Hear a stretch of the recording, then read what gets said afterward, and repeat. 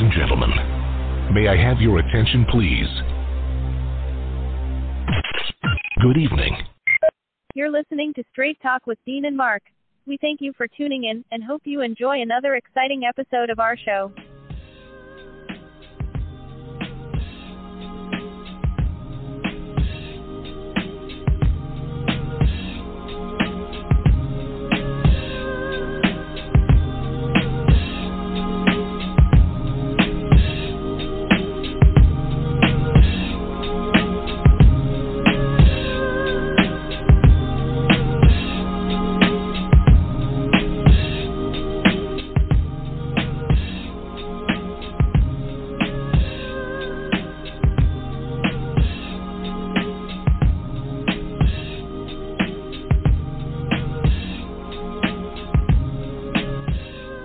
Ladies and gentlemen, welcome to another episode of Straight Talk with Dean and Mark. We have now reached the month of April, man. 2021 is going by rather quickly. But, you know what? It's the six man, Dean Geronimo. I'm here in the studio and just perusing the news, and I see that Bill and Melinda Gates announced that they are actually getting divorced. So Microsoft co-founder Bill Gates, who's worth an estimated $130 billion, and his wife Melinda are getting a divorce after 27 years of marriage, the couple announced Monday in a joint statement. After a great deal of thought and a lot of work on our relationship, we made the decision to end our marriage. A statement from the billionaire philanthropist couple, tweeted from both of their personal Twitter accounts at 4 p.m. Eastern Standard Time, read, "Over the last 27 years, we have raised 3 incredible children. Foundation that works all over the world to enable all people to lead healthy, productive lives," the statement goes on. "We continue to share a belief that in that mission, and we will continue our work together at the foundation, but we no longer believe we can grow together as a couple in this next phase of our lives. We ask for space and privacy for our family as we begin to navigate this new life." Now, the couple have 3 children, Jennifer, 25, Rory, 21, and Phoebe, 18, who live mostly private lives. Jennifer Gates is the only one of her siblings with a public Instagram account and made a post about her parents' divorce Monday afternoon, where she acknowledged the news has been challenging and thanked loved ones for their support. It's unclear if the Gates have a prenuptial agreement, but the New York Times 27 wrote they are reported to have one. Bill Gates, he is the world. Fortune is the co-founder of Microsoft. He started in 1975, about 20 years before he tied the knot with Melinda. He accumulated a great deal of wealth while married to Melinda Gates. The split could shape up to be one of the biggest divorces of all time.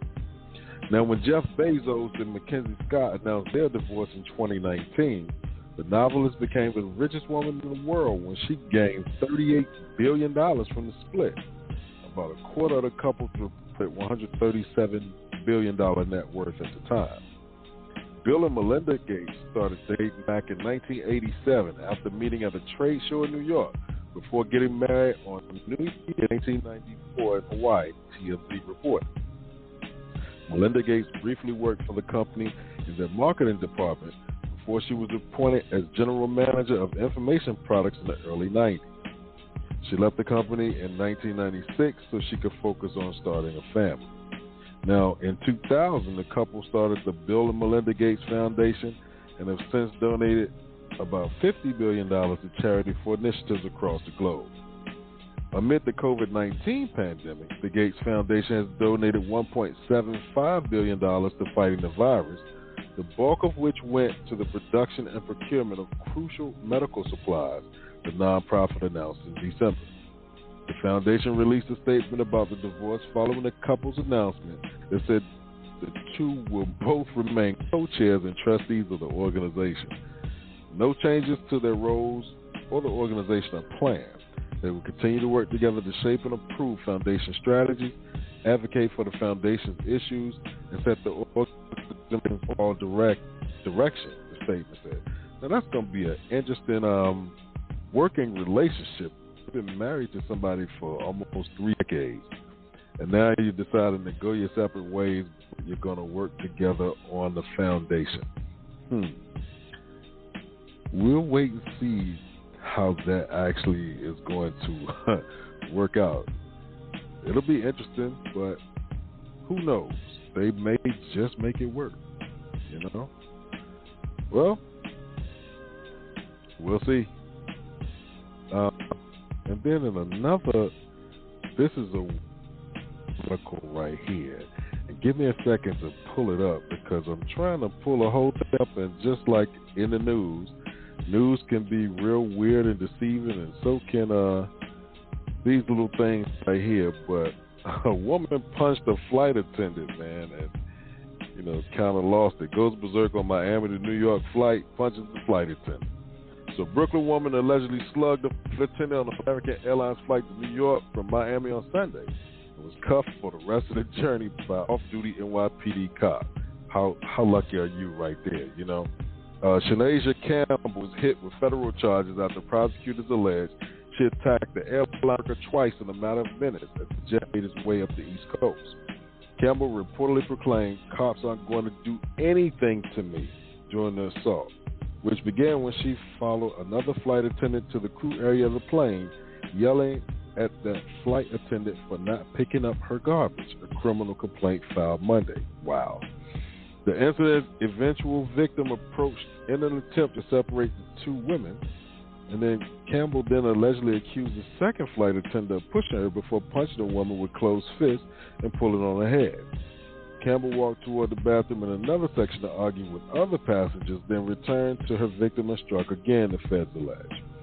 The defendant stated to the victim that the cops aren't going to do anything to me, court filing said. Campbell resumed swinging, and the two women fell to the floor, where Campbell attempted to pull up or remove the victim's dress. An off-duty NYPD cop on the plane intervened and placed Campbell in handcuffs.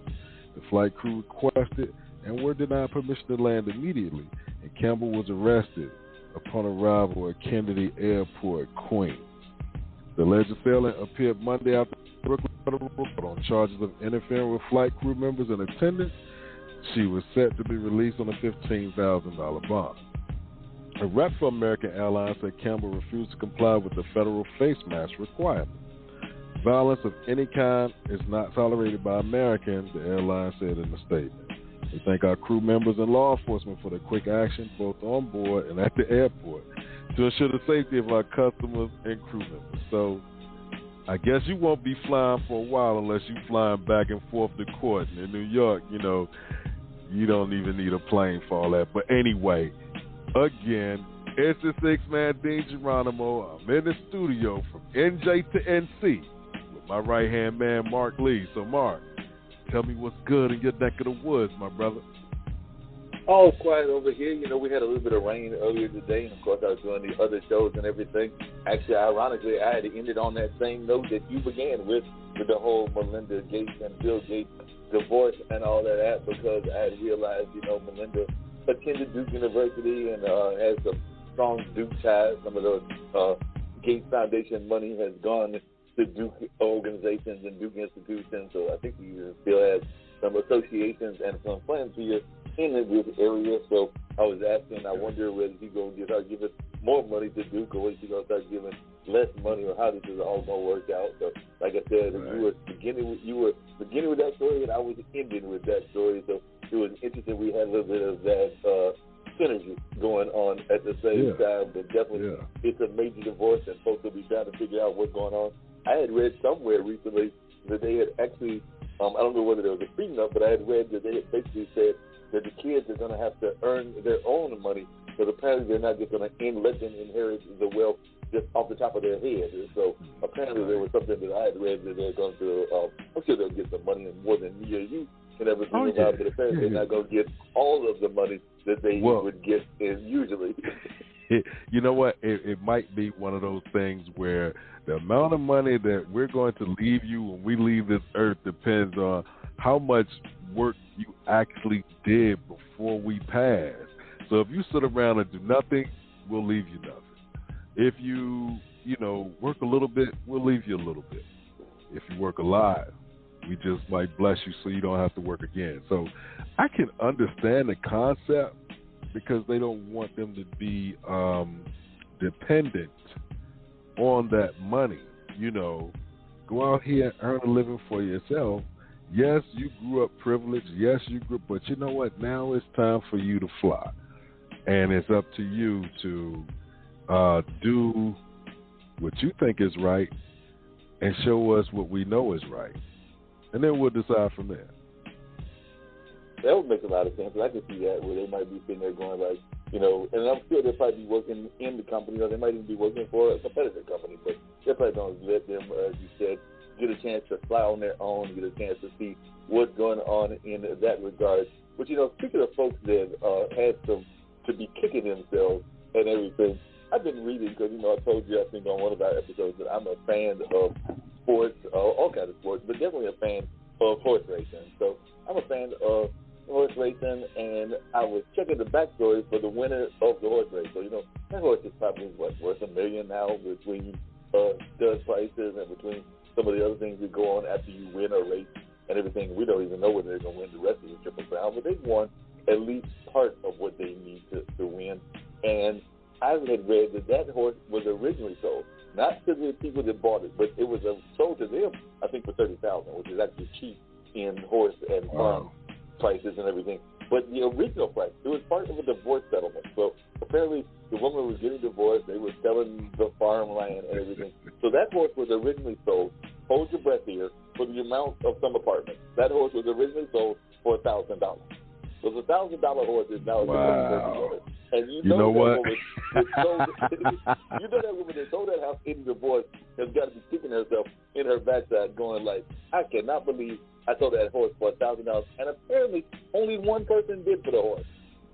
You know what? She may come back with a claim that she didn't intend to sell the horse, but she meant to lease him out. You know, it'll be something crazy like that. Like, no, you sold it for $1,000. You had no need for the horse, so you gave it away. Someone else saw the value in your quote-unquote junk, and from there now, that horse is worth a whole lot more. And you threw it away. You know, what they say is one person's trash is another person's treasure. And that's a prime example of that. Like, I mean, you never know how things are going to turn out, but then next thing you know, hey, look at it now. You know, look at it now. Exactly, look at it now. But that was just one of the prime examples of a horse that just amazed people and surprised people and all of that. So I'm curious to see, like I said, what her reaction is. I'm not even sure if she's still on the planet or not, but if she is, she is probably definitely kicking herself. And apparently that horse also has a reputation, which is a good reputation to have, which is apparently if it gets behind, it might stay behind. But apparently it's got a reputation that if it gets to lead, you're not catching it. So it's got that kind of reputation that like that. If I get in front of you, you can forget it. I'm not giving up the baby. So, ain't nothing wrong with that. And once I get in the front, I stay in the front.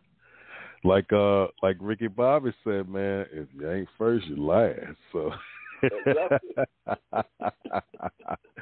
yo, we got somebody. We got somebody at the door, and I definitely have that might be our insurance lady from California, who is also a former playmate and a number of other things. But I'm interested to hear her story and everything. So I'm definitely interested. I think we'll have a great conversation on that line.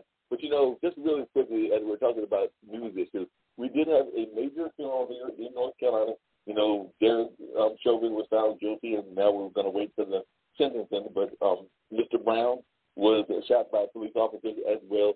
His funeral was today in Elizabeth City, and it's my understanding, you know, I've not looked on lines and to see about the clips and everything, but it's my understanding that people like Al Sharpton and Ben Crump came to speak at the funeral, along with probably like some of our local civil rights leaders, and I want to say that even some of the Floyd family people came here as well. So definitely, you know, even though, as we've said on this show before, you know, one thing stops, the problem does not stop in the least bit. So it looks like, you know, we have laid them to rest and all of that, but definitely a lot of folks were coming here and mourning this gentleman as the funeral was today and everything.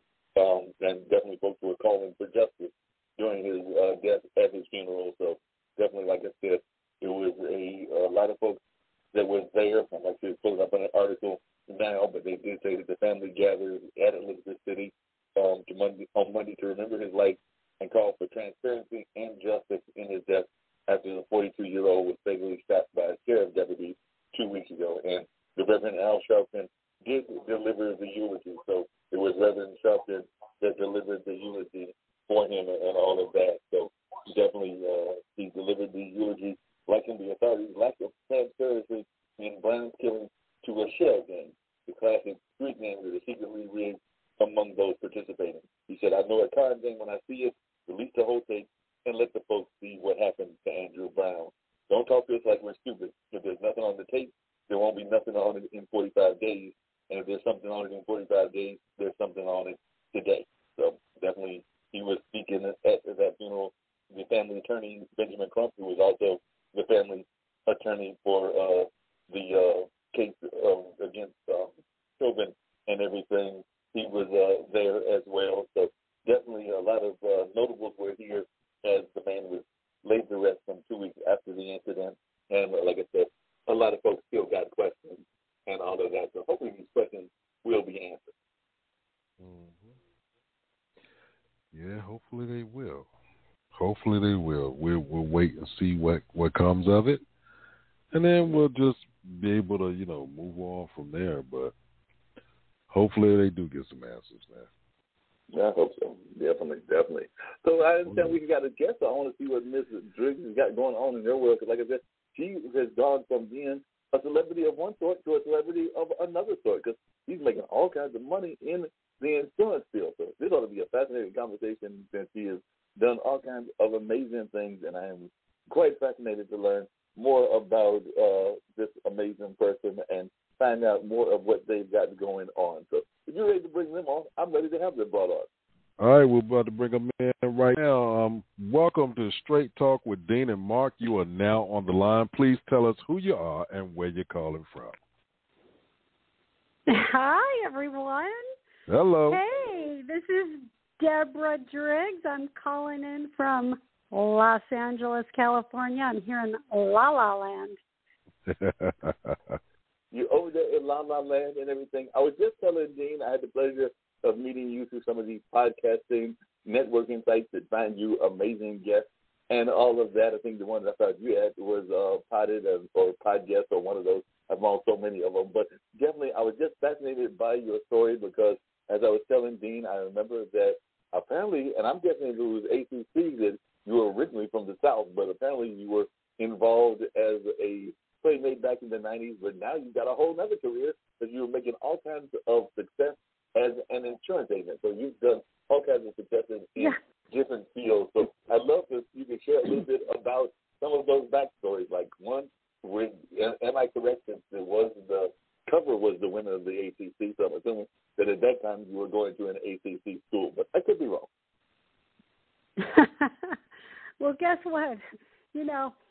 Yeah, people are usually very surprised. It's not very sexy, selling life insurance, and they go, "Wait a second, you were in the Playboy magazine?" And I'm like, "Yeah, that was back in 1990, and it's about this much about who I am, right? But really, it's a big deal, thousands of girls from all over the world. Playboy would get submissions.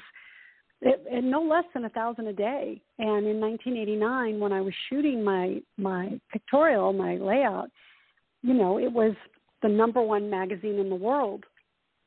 So, and when you're doing stuff like that, I was 25. I was old, if you can imagine.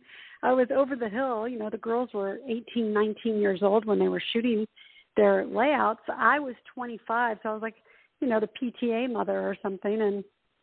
And then, cut to years later, I get married, I get divorced, I have kids, and when I got divorced, I didn't leave with the big alimony settlement. I had to go back to work, and I never worked except for in the entertainment world. I grew up modeling in commercials, and I had agents before I posed for Playboy, and that's kind of all really what I knew. And then I got divorced, and I had to reinvent myself, and so I had a few different careers, and I ended up in the life insurance industry. And in 2011, 12, and 13, I had really amazing years in that business and really learned so much, in the financial world. And what I really noticed was, when I go to some of these events for life insurance, there weren't a lot of women in the room.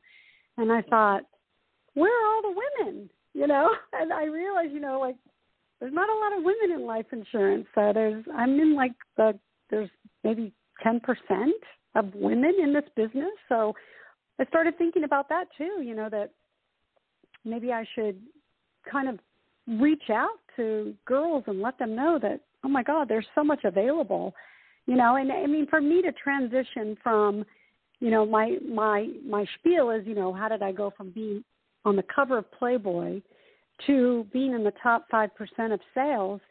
It's a big transition. It's not something anybody would expect. And, if somebody would have told me 30 years ago, hey, by the way, when you're in your 40s, you're going to start going into the business world and you're going to do, and I would have been like, are you kidding? What? I mean, it's just been a crazy ride. And I joke, I use the line from Working Girl that, I have a bod for sin and my brains for biz, So, I mean, it's fascinating and it's also doable. And I think that anybody in any, especially this last year, we've all noticed that, in a big way, it's, that people have gone out of business. They've had to reinvent. They've had to move. I see, just even here in LA, a lot of big companies, a lot of people have relocated and they've had to start all over, and they've changed, completely their career, their vision. Everything's changed. Last year really kind of brought it all to the forefront for many people. If your business wasn't doing well last year, and then we hit this pandemic, there's a lot of people that had to go out and reinvent themselves. So they understand that, and I really understand it because I had to do it a few times after my divorce. Yes, you said you did it a couple of times, and I did want to get to a little bit of some of those elements of your career and your life and everything. But you've done it a couple of times because the first time it appears that you reinvented yourself was right after that divorce, and you had actually gone into the print procurement industry, and it looks like you used your contacts. And I know that the contacts are important. I've actually got a lot of statewide contacts and even a few national contacts. So I was just wondering if you could talk a little bit about that importance of utilizing those contacts and how you utilize them. Because I think a lot of times people will think that they've got a lot of people in their database and don't even know how to use the folks that they've got in those databases, even whether it's selling insurance or whether it's selling real estate or whether it's as you were doing the print procurement industry. So I was just wondering at what point did you realize that you had this gift with these contacts, and how did you use those contacts? Like well, you said, it's such a great question. Myself, I'm guilty of having lots of them, but I don't always use them as probably effectively as I should. Yeah, it's really a great question, and I'm always really surprised that 80% of the people that I know have call reluctance. They just don't want to pick up the phone and call people and ask for business. And I'm the complete opposite. So I really, it's not something that's easy to do. And for me, it is. I don't have a problem calling somebody and saying, hey, guess what? I'm not doing print procurement anymore, but I am doing life insurance. And, and I tell people, if you're in sales, you've got at least 20 contacts in your phone that are potential business deals.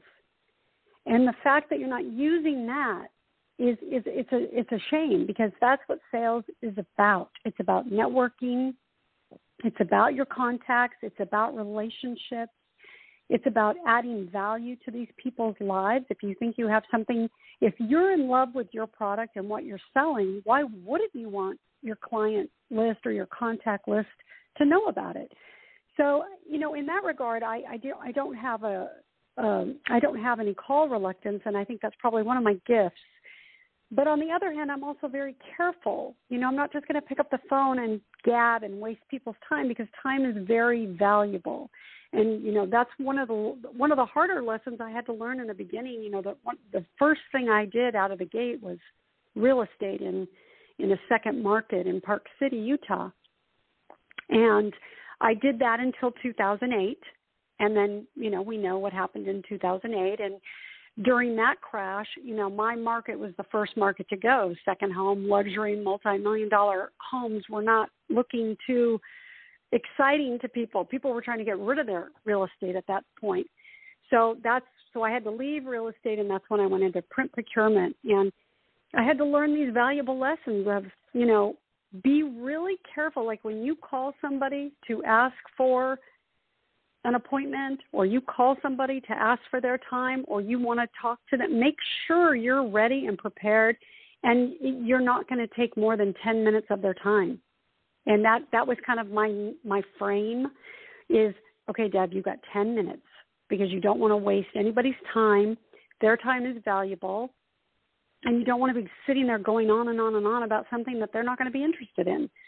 So it's really a learning. I had some fails. I had people tell me, no, I don't have time for this, or, you get those rejections. And with sales, the bottom line with sales, and I think this is what made me really successful, that I was just relentless. I did not, my day did not end unless I had a deal on the table. And so, in sales, the odds are 1 out of 20 to 50 calls that you make. Anybody that's in sales knows that it is a hustle. You're constantly on the phone. You're constantly saying your spiel, selling your product, and you might get one yes. And then that's when I kind of coined the phrase, no means maybe, because a lot of times people would say no, and I wrote on my yellow pad, no means maybe, in big letters, and I live by that because, business is a spiritual game at the end of the day. It's a spiritual game. What goes around comes around. And the more you're adding value and the more if you just stay in line, you stay on your path, the deals will come. You just have to be patient and not too impulsive, to make things happen, but to let them happen the way they're supposed to.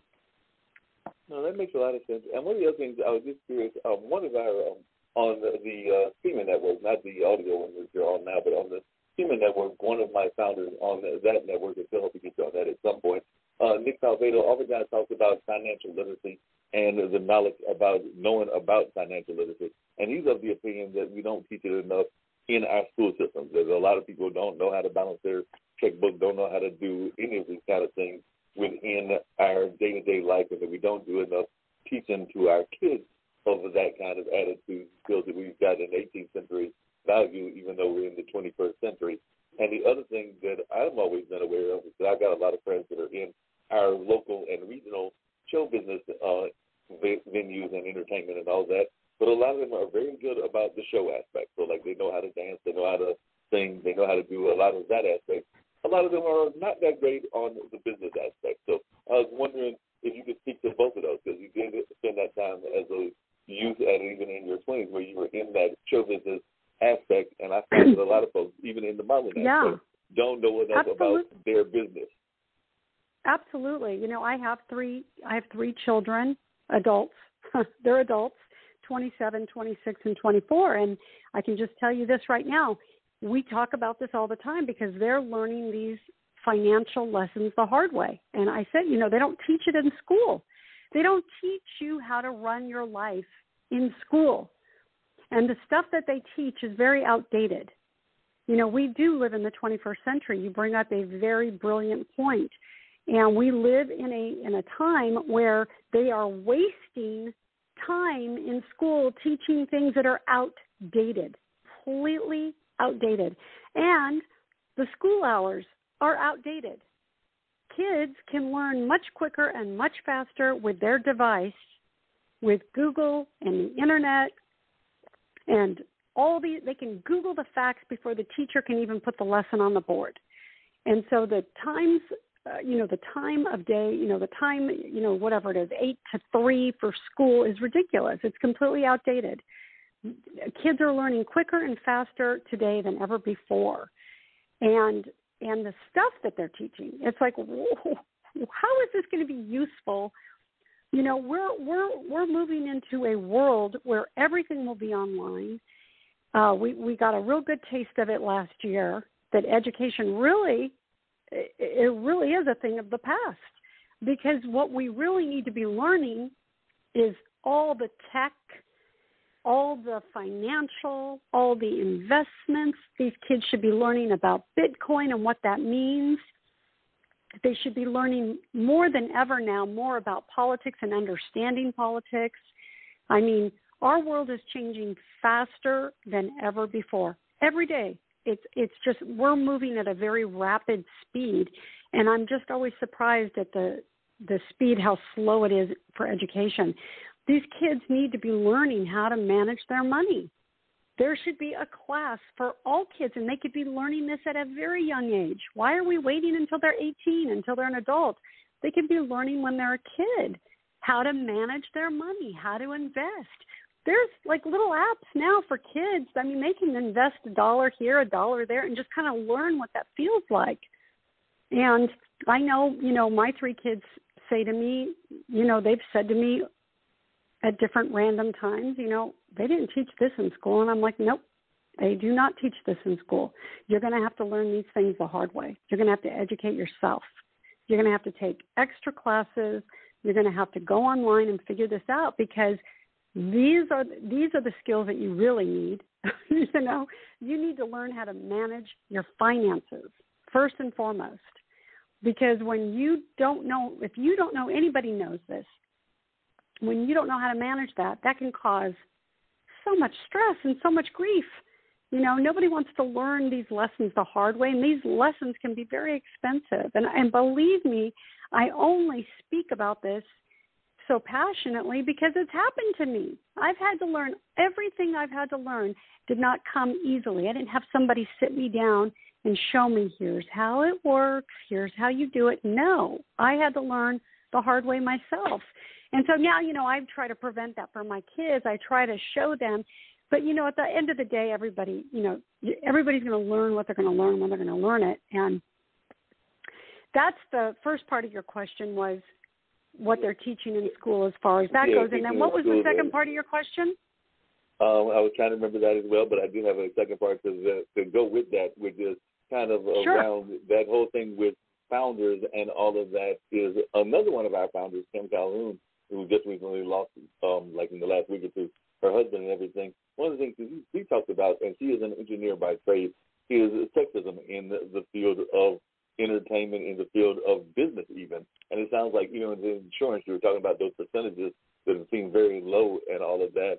And I'm imagining that you have to face sexism constantly if you were part of a, you know, featured on a sexual magazine, and probably adds to the sexism. So I was just wondering your thoughts about sexism and how you have dealt with it, and even how you deal with it now, because I'm sure that a lot of folks probably have very sexist attitudes, even when you approach them about insurance, and back when you're approaching them about real estate and about printing and a number of the other businesses that you've been in, because a lot of these are heavily male-dominated fields. A lot of these are what? What was the last part? Heavily male-dominated fields? Oh, yeah. They're all, you know, I right before the pandemic, I started speaking to family offices, and, you know, it'd be me and maybe one other woman, and she was the assistant to somebody. And I was like, where are all the life agents that are women? You know, like, it's really interesting to me. And, you know, it's getting better now. I mean, 10 years ago it was a lot less, but now I'm seeing more and more people coming into the financial field that are women. It's very intimidating. You know, it's very intimidating when you go into a career that's male-dominated. And, you know, and then, you know, for me, it took a while for people to take me seriously, because a lot of the people that I call that were in my phone, when we go back to, you know, using my contacts, they all knew me as the commercial actress, model, playmate. You know, so now I'm trying to do business, and they're like, okay, well, I'll refer you business. And I'm like, no, I need to get you as a client, because if I get you as a client, then I know, you know, it'll be more legitimate. Your referrals will be more legitimate for me. And they're like, well, and they give me the runaround. And I say, just give me an opportunity. Let me show you that I can do this. Let me show you that I am about business, and that I'm serious and that nothing's going to fall through the cracks with me. If I say I'm going to do something, I'm going to do it. And that's, I think, people are going to do business with who they trust. They're going to do business with people that do what they say they're going to do and show up, and when I was in New York and I was working for the print company, I learned a lot in a very short amount of time there, because New York is a whole different planet. New York is like, if you say the meeting's at 3 o'clock, it's at 2:30. Where in LA, if you say a meeting's at 3 o'clock, it's at 4 o'clock. It's like a completely different planet from what I was used to. People are late in LA, because of the traffic, and everybody's on this casual LA time. And in New York, it's completely the opposite. And I learned so many valuable lessons with New Yorkers. They're quick and to the point. If you're having business with them, they're like, boom, and then you show up. And 80% of it was just showing up. 20% was the deal. 80% just show up and be on time and say you're going to do what you say you're going to do. If you say you're going to be there at 2:30, be there at 2:15, And so I learned these really good lessons. And I say this, and I mean it, that every graduate from college or during college or whatever should either do an internship in New York or work in New York for a year, because you will get the best business you don't have to go to business school. Just work in New York for a year, and you will get the best business education. It's completely different from anywhere else I've ever been.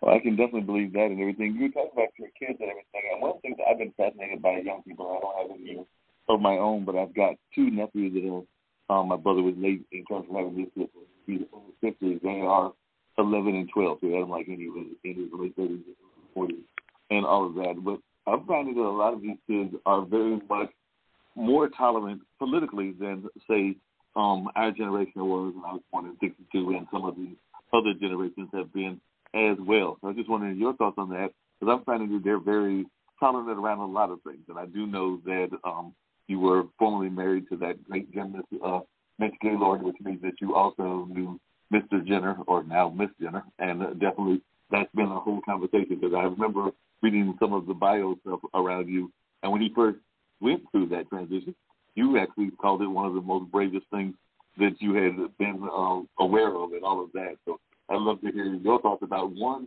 people being tolerant of life in general, and if you feel like, as I do, that our young people are even more tolerant.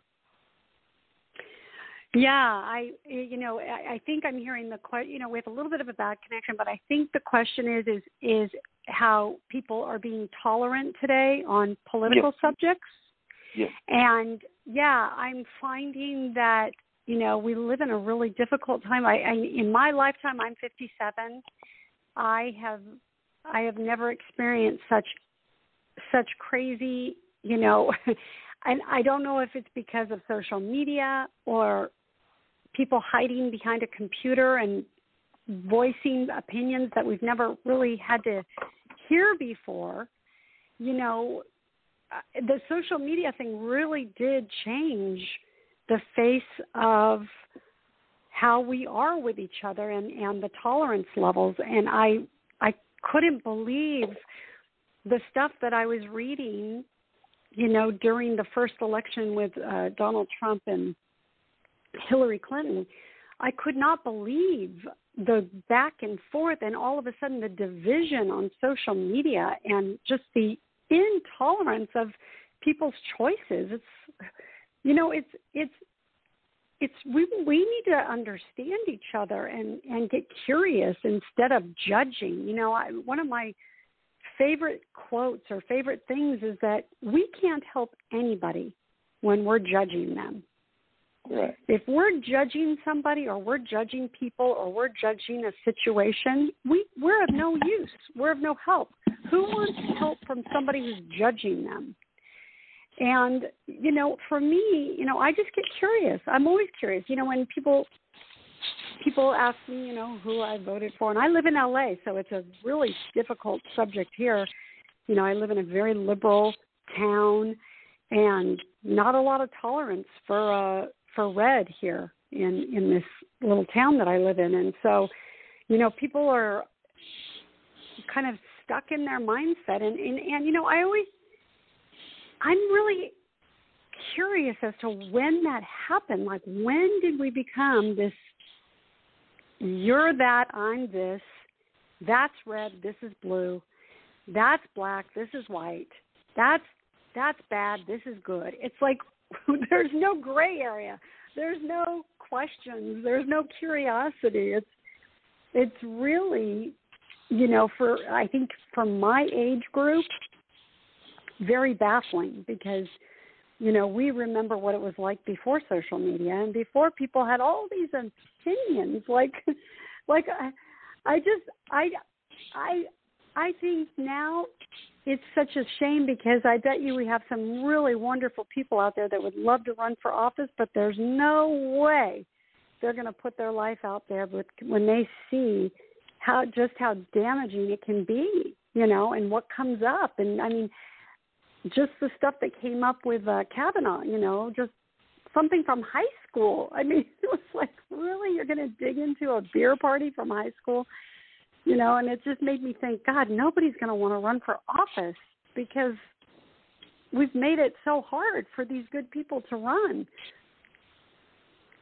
Yeah, I agree with you on that. One of the other things that I know that has been important in your career and everything has been your role with nonprofits. And my mom has actually worked before she retired with the Golden Leaf Foundation, and has definitely worked with a number of nonprofits, and has even served on some national nonprofit organizations. So I was just wondering if you could share with our listeners a little bit about the nonprofits that you are involved with, because I know one of them involves Van Jones, and there are a couple of other ones as well. So if you could just talk about the importance of nonprofits to you.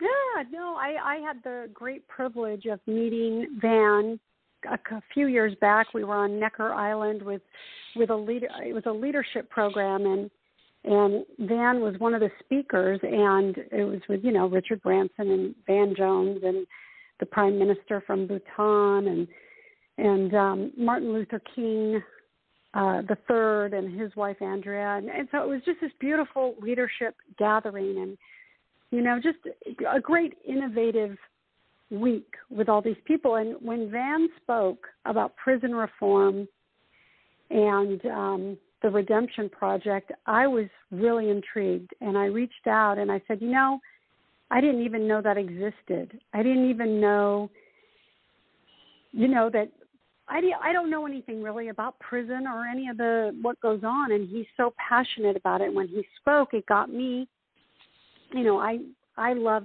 anything that involves, if I can help somebody. And when I heard that there's innocent people held in jail for a marijuana, you know, and I'm thinking, you know, we just don't know what we don't know. And, you know, it's not that we have blinders, I just didn't know. And when he was speaking and I was becoming aware, I wanted to get involved. And then the Redemption Project basically is, you know, how do you forgive? How do you forgive somebody that's committed a crime against you? You know, and he put a documentary together about that. And so I held an event for him here in LA and had people come and watch the documentary, and we were trying to get people to donate. And that's so, you know, if I can, you know, sometimes it's not only about money, about donating money, but it's donating time. Donating time, again, going through my contacts. Who do I know that, you know, has an open heart that would come and watch this documentary and want to help me raise money, you know, and that's what we did. So that's the Van Jones stuff that I've done with him in the past. And then we were going to do some more stuff, and then the pandemic hit and we had to kind of pull back. So, but I you know, I think that what Van does with the prison reform is amazing. And then, you know, I got really involved through Our Rescue, which is OUR.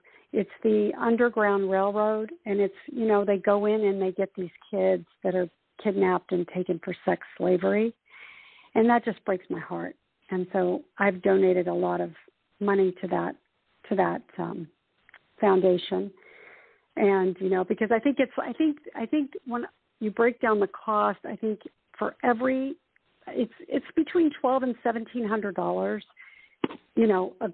a child is saved. That's how much it costs to save one child. And it's, for me, it's worth it to save as many as we possibly can from sex slavery. And it's, it's going on right here in our backyards. It's so crazy that still is able to happen.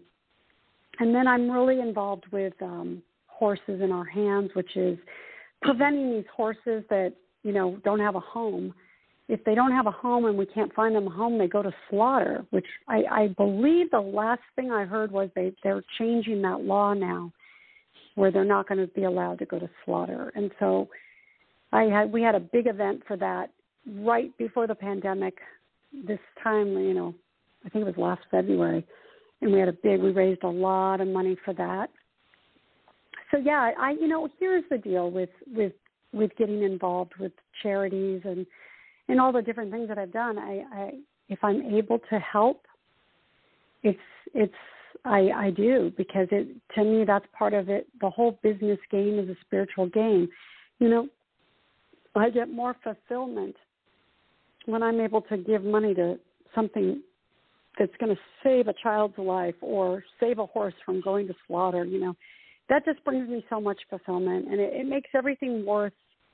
It makes it worth when you money. Like I said, money's a spiritual game, right? So when what goes around comes around, and the whole point to living is giving, really. So it's all about giving and growth and contribution.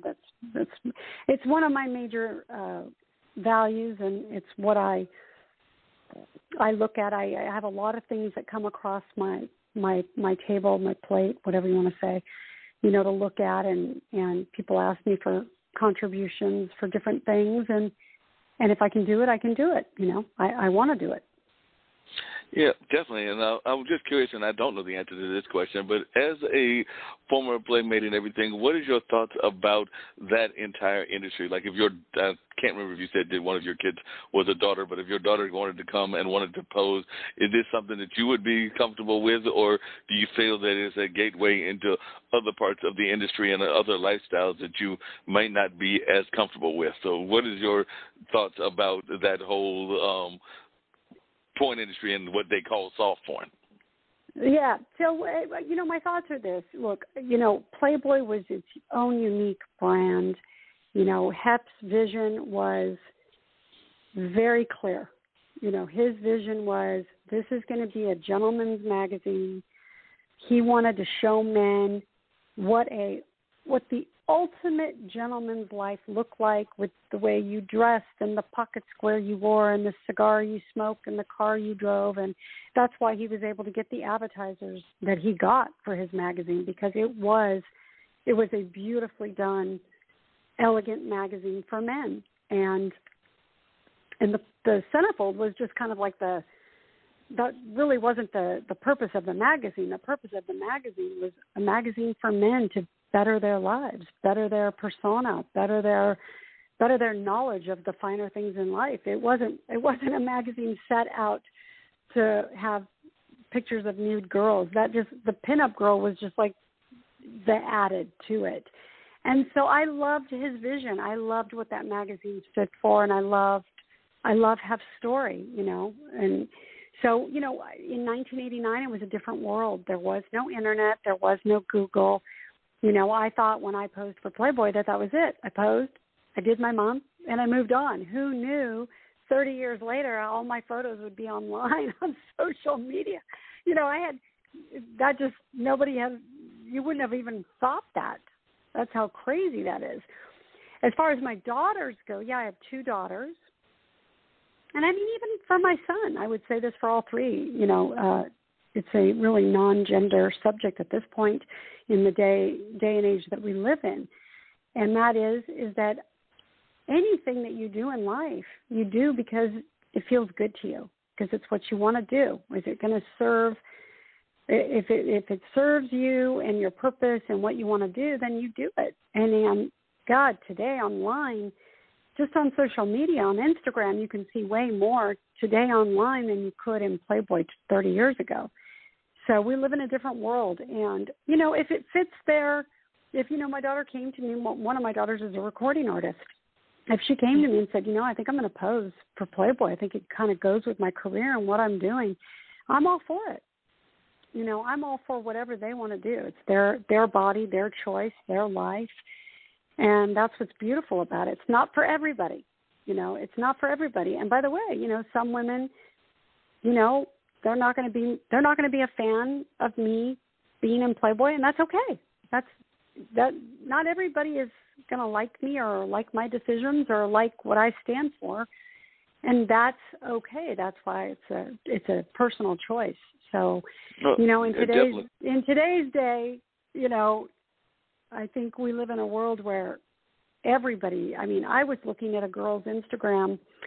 She's overweight. She just had a baby. I can't think of the name of the Instagram, but, and she poses nude all the time, showing her real body, what she really looks like with rolls and fat. And, you know, and to me, that's sexy. It's like, this is who I am. You know, this is who I am. This is what real women look like after having a baby, you know.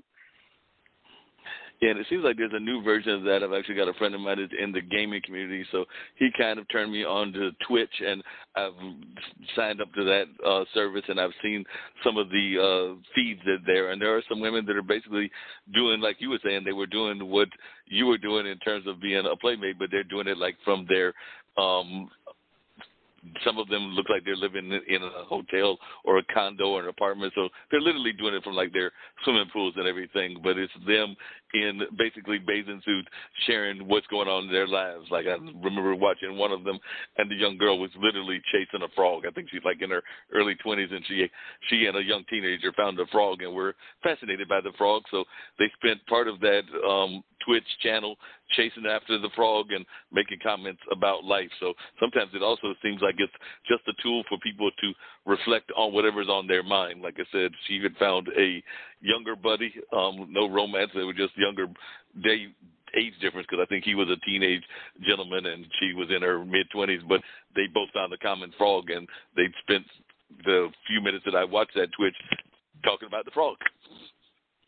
Yeah. This is what I'm saying, and then there's that other site that I know a lot of the Playmates, they use it off of Twitter. Oh shoot, what's it called? You know, where you can post videos and people join. They can join your private room, and you can post videos. You can be in lingerie. You can talk. You can, I forget what it's called, but anyway, it's off of Twitter, and you know that has kind of made up for, you know, these girls. It's off of Twitter. It might be Periscope, because I know Periscope was bought by Twitter, and that's a video platform, so it might be Periscope. Yeah, I'm not sure, but it's yeah. I think it's OnlyFans is what it is. OnlyFans. Okay. And so OnlyFans is a platform where you can, you know, you can have your own private room, and your fans come in. They pay a monthly subscription to see whatever you want to show them. And so, you know, I mean, we live in a different world. Everything is available. Everything is available. No, totally, and I definitely agree with you. It's a different world and all that, and I do want to come back to the business aspect, but before we get to that, what are some of the things that you think you learned from your entertainment career that you even bring to your business career? So whether that was your work on as a cover, or whether that was your work playing Elizabeth Taylor, or some of the other things that you've done in the entertainment field, what are some of the things that you gathered from the entertainment side of your life that you now bring to your life in the entrepreneurial space? Well, I don't have a big fear of rejection, because, you know, if you can get rejected in the entertainment business, which probably the hardest thing for people to overcome is, you know, you get down to the wire, you get down to the third callback, and you're almost going to be cast in a part that you really want, and then the next thing you know, the producer's daughter is getting the part, you know. And you think, oh, my God, you know, how did I get this far in the casting? And then, you know, there's a lot of disappointments. There's a lot of rejections. And, you know, I learned to deal with that in the entertainment business. So I think going into the business world, I didn't have a fear of being rejected because, you know, I had been rejected by the best. You know, I had the full armor for rejection, you know. Also, I think, you know, I am super personable. And, you know, when you go on auditions, the first thing they say to you, you know, when you walk in the room, tell me about yourself as an actor.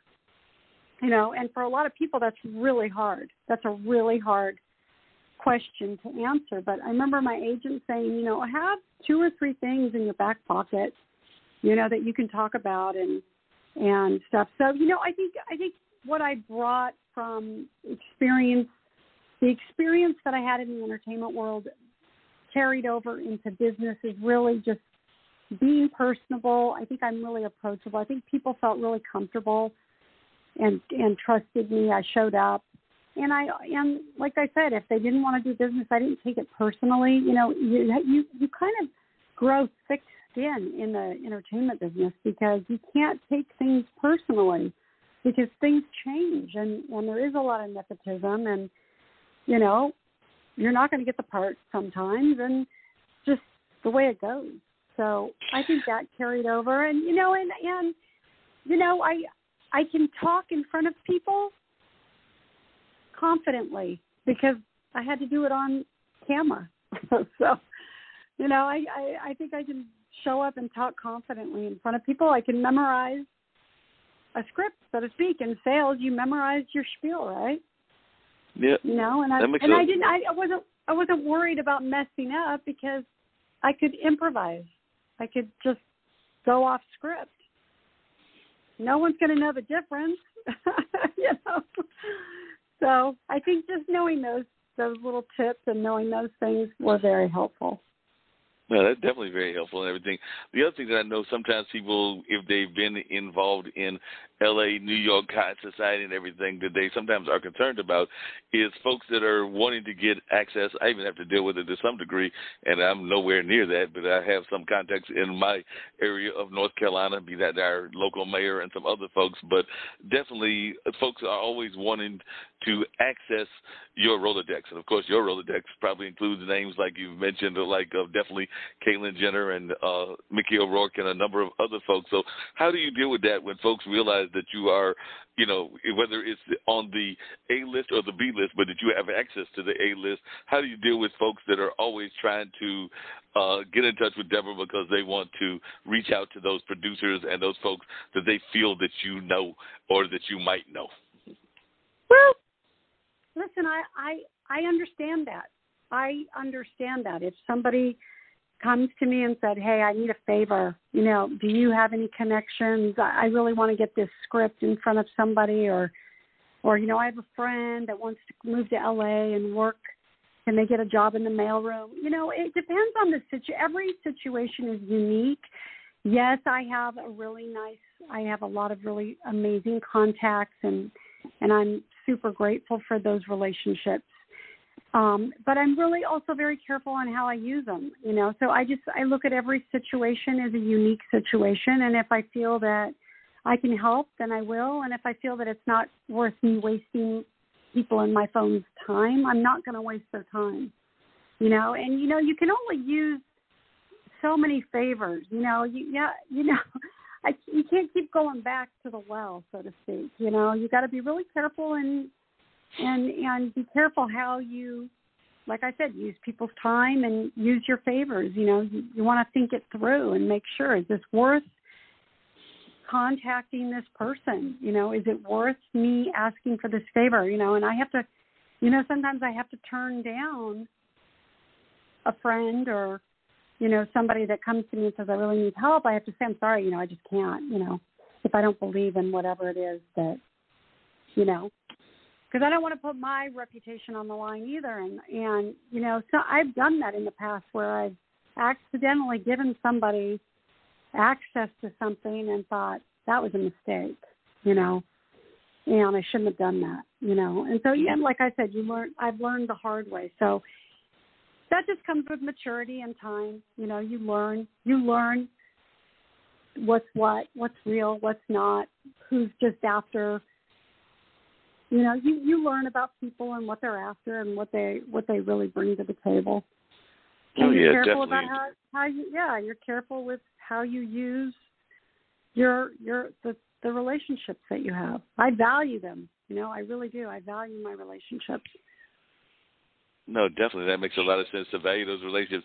In a lot of ways, it sounds like your story was that classic rags to riches story as well, because as I was reading up on your bio and everything, we were talking about the fact of coming up from a working-class home and also having some very unique jobs, because as I was hearing, now some of them were common, like working in the restaurants and things of that nature, but I also saw where you had worked at a flower shop at a cemetery, and I'm sitting there going like, that sounds like a very interesting job for a teenager to have. And also, if you could share a little bit with our audience about that part of your story as well, the kind of the growing up years and the rags to riches aspect. Yeah, I did not grow up, my family, we did not have money. We were lower class, right below middle class, I would say, somewhere in there. We got by. We lived in an apartment. Both parents worked. My mom and dad got married very young. My mother was 18. He was 22, my dad. And they didn't have any tools. They didn't know what they were doing. And, they did the best they could with what they had. And I really didn't understand that until I had kids. And I was able to look at, kind of the sacrifices that they made and go, oh, shit, this is tough. And so, growing up without any money, my mom worked 2 jobs so that I could ice skate. I grew up figure skating. And then when they got divorced, there was just no money. And I remember I went to live with my dad for high school, and I went to a pretty sketchy high school in Hawthorne, California called Lusinger. And, I went to my dad and I said, I don't have any clothes. I don't have any shoes. And, my dad, he just looked at me and said, well, then figure it out. Go get a job. And I'm like, shit, what am I going to do? And so my friend's mom worked at Inglewood Cemetery, and she got her daughter and I jobs, and we literally cut flower stems and arranged flowers, and then we'd go out on the golf cart and we'd place them on the graves as the orders came in. And that was one of my first jobs because we were getting paid, cash under the table. And then I worked at Pioneer Chicken. I worked at Kentucky Fried Chicken. I worked at Clark's Drugs. I worked all through high school. And, I had a full-time job while I went to high school. My grades slipped. I started doing really poorly academically, and nobody cared. Nobody in my family really ever went to college. They all went to junior college, and so nobody really cared. It wasn't like I had somebody over my shoulder going, you're doing okay in school, right? You're going to go to college, right? Like, nobody cared.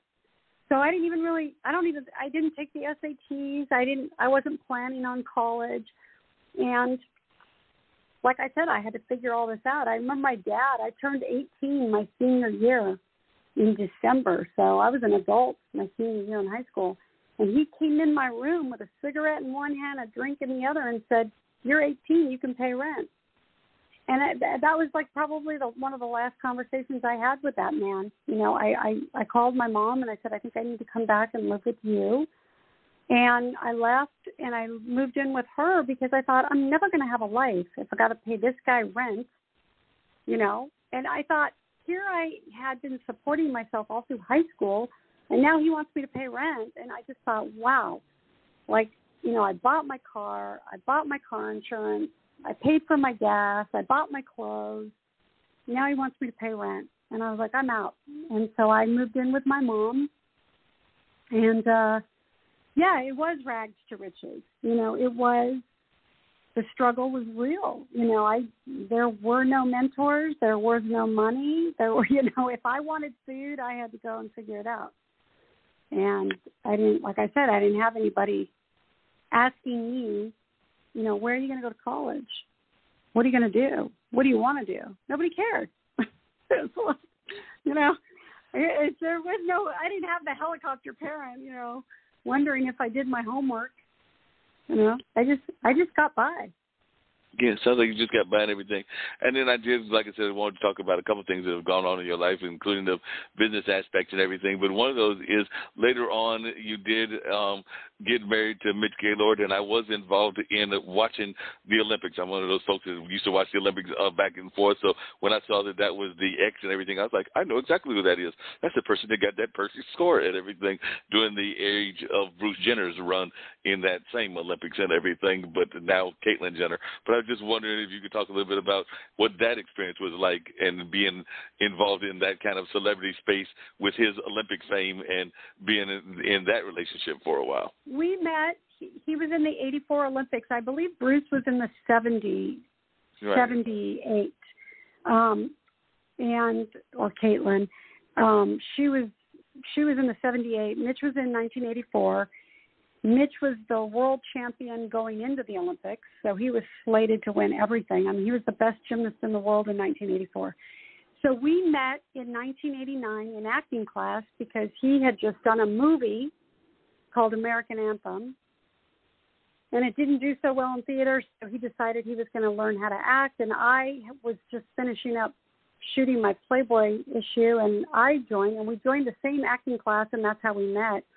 It was a 2-year program. We started dating like in the second year.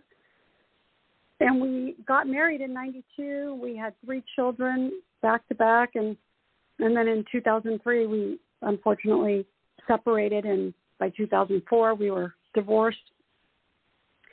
But that experience was amazing. You know, he was a talent athletically and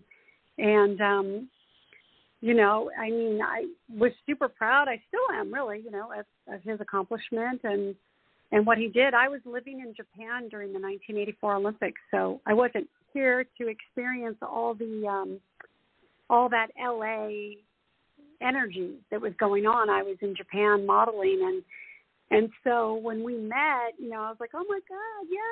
I didn't see it, but then when I saw videos of him in the Olympics, I was like, oh my God, that's amazing, you know, and it was truly amazing what he accomplished. And he led that team to the gold medal. I think that was the first time the U.S. won the gold medal, actually, in gymnastics, I think. But yeah, it was amazing, and I think, you know, it was, we had an interesting relationship because, you know, we were both, you know, it's funny because he, with his athletic background, I grew up figure skating, so we were both athletes. I would have thought that one of our kids would have been an athlete, but we got all artists. They're all in the artistic world, so to speak. So you anyway, got one. So you got one singer, and what else do you and Mitch have? So a singer, an artist, and a dancer. I'm just guessing. Yeah, no, we have a singer, we have a recording artist, singer, she plays piano, she writes all her music, and then my oldest daughter's an artist, and my son does YouTube, and he studied acting, and, you know, this pandemic kind of slowed everybody down because they're at the ages where they were just kind of getting into the workforce, and then everything kind of shut down, so, yeah, so, but they're all very artistic, and it's, you know, we didn't get one gymnast or one ice skater. So, well, maybe the grandkids. Maybe one of them will be the gymnast or the. Yeah, I think it skips a generation. I think you're right. So maybe one of them. Now, you also had done, and my brother did this for a while. He actually stopped doing it because he got injured both times that he did it. So there's a thing called like mud runners or something like that. But it's one of those extreme sports, like, you know, you do the bicycling, you do the swimming, you do all of that. And I think he's done 2 of them several years back, and both times he managed to break something. So I think me and my parents as well as some of his friends were like, no, that's okay. You don't need to do that anymore. So he's given up on that. But what was your experience is participating in extreme sports? Because it does look like you had to train a whole lot during that time that you were a member of the extreme team. Yeah, no, that was a great, I have such great memories of that time. Yeah, that was the High Tech Adventure Series.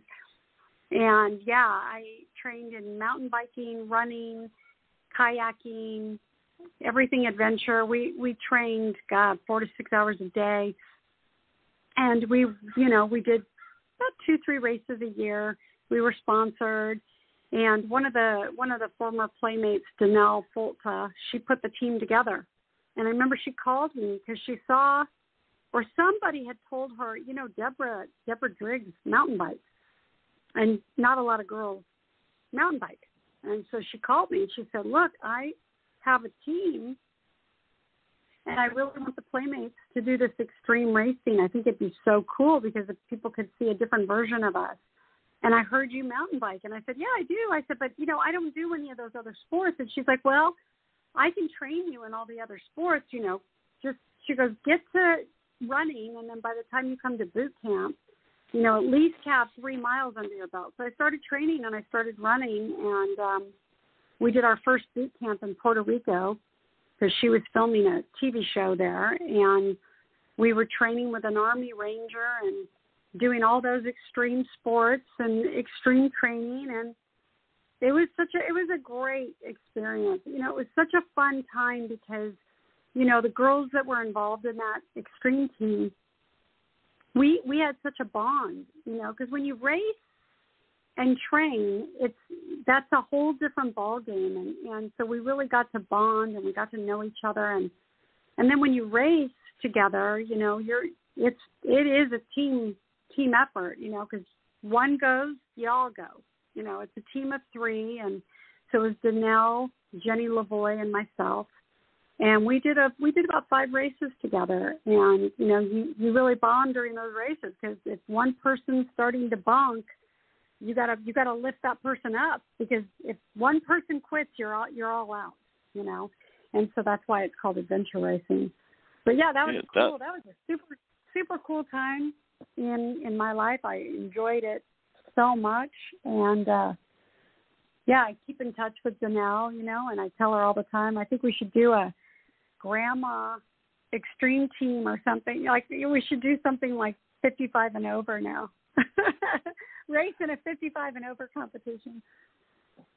And how much of a club is that whole Playmate family? Because as you were just talking about the extreme sport, it seems to me that y'all probably all, at some degree, have kept in touch, even those that may not have went to the mansion and everything. But how big of a club is that environment and everything, and how much do y'all keep in touch? Because like yours was back in the 90s, but I don't know, do you keep in touch with those that are doing it in, say, 2021, or those that were even predecessors to you, like back in the 70s and the 80s? So how much of a club is there in that environment?